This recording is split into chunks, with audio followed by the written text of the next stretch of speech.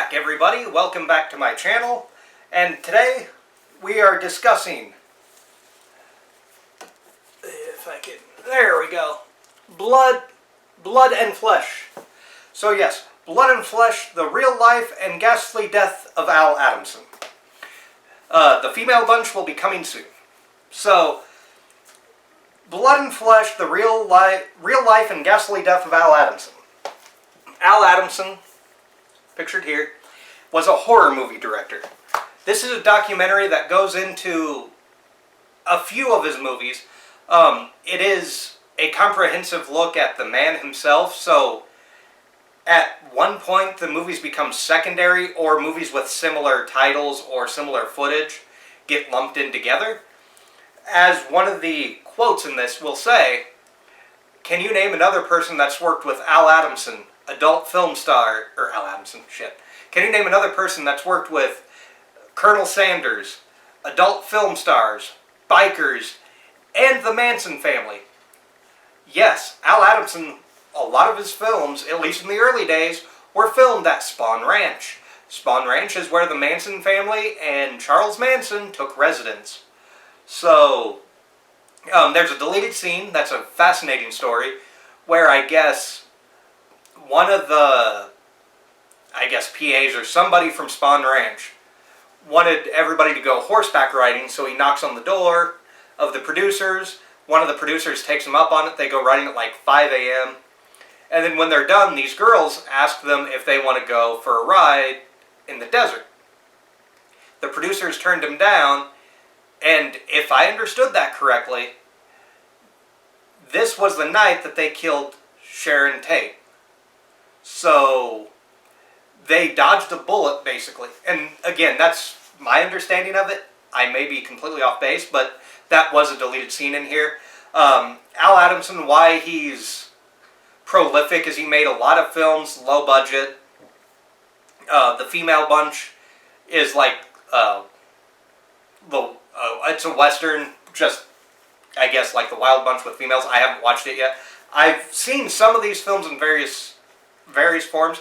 Like Nurse Sherry is in this set, but Vinegar Syndrome put out a version of Nurse Sherry as well. And I think Vinegar Syndrome put out Lucifer's Women, which is an altered cut of an Al Adamson film, because his company did that a hell of a lot. There's also some overlap with his set here and another set, the Hemisphere box set, which is Brain of Blood. I'm talking about the documentary. I got sidetracked. I apologize. So the documentary, why he's prolific. Well, he did a lot of these films in the 60s and 70s. He was gearing up to do an alien space movie. He wasn't 100% keen on it at first, but he was convinced. He was getting ready to do it, and then he passed away. How he passed away is fascinating. Basically, he was killed by a contractor and buried under his hot tub.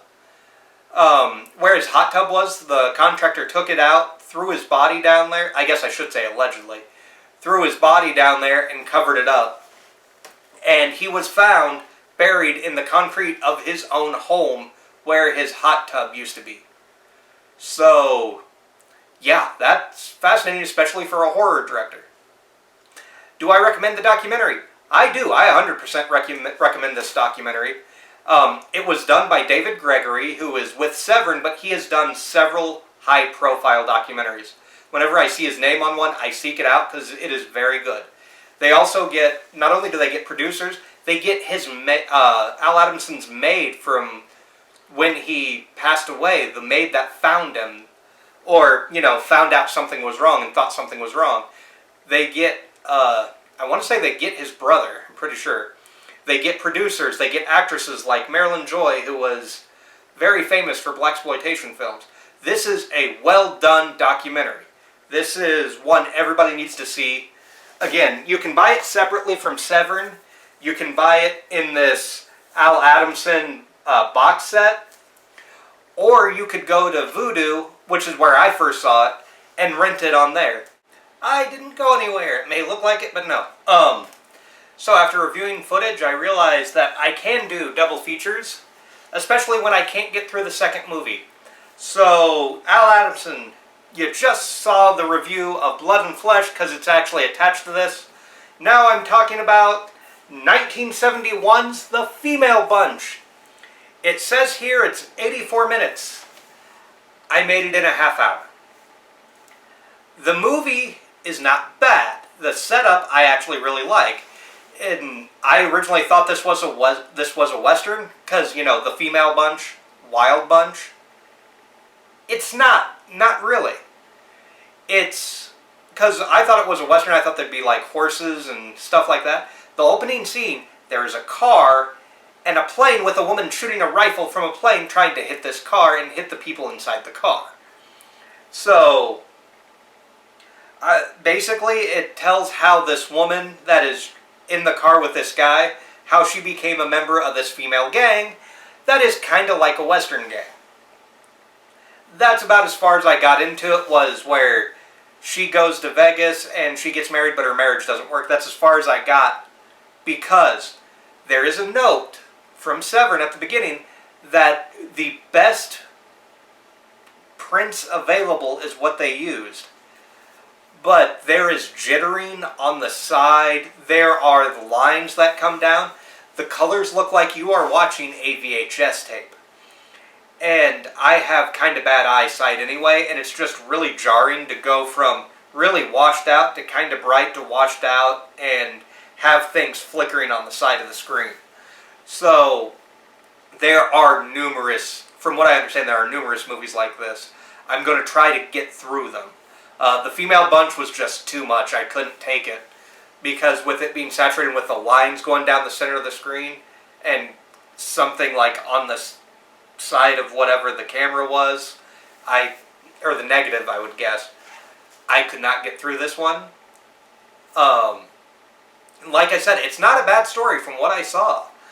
And there's a chance I might be able to revisit it once I get new glasses. Right now, due to world events, if you can see, these glasses are kind of bent out of shape after they've fallen off my face, or after they fell off my face. So, maybe once I get new glasses, that might help me able to watch it a little bit more. I don't know.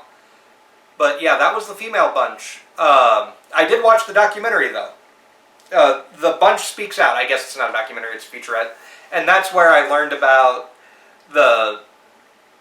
I think that was where I learned about Spawn Ranch, because where The Female Bunch are located was filmed at Spawn Ranch, I believe. And I think that's where two of the producers talked about it. I think it was either that or the documentary. I mentioned it's the documentary. I can't remember which one it is. But this goes through with the stars of The Female Bunch and talks about them. Especially how one was irritated that she didn't do nudity, but when she took her son to see the film, she was topless in it. And she had no idea that she was. So, fascinating stuff in there. I don't recommend seeing The Female Bunch.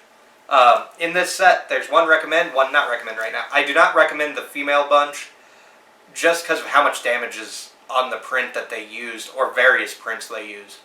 It is hard to sit down and watch. So, it is a not recommend. For me, the story gets a recommend. I actually like the story. But the quality of print and the quality of the footage, no. I do not recommend seeing The Female Bunch. But what do we have to look forward next time on the Al Adamson? Well, it looks like it might be a triple feature.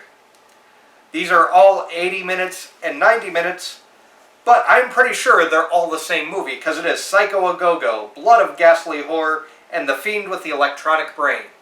So, one was 64, two were 64, one was 71. Like I said, I am pretty sure that these are the same film, so I'm going to try to watch all three of them and go over what's new in each of them.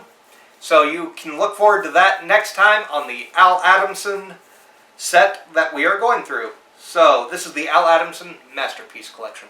So look forward to that next time. Stay spooky, stay scary, take care.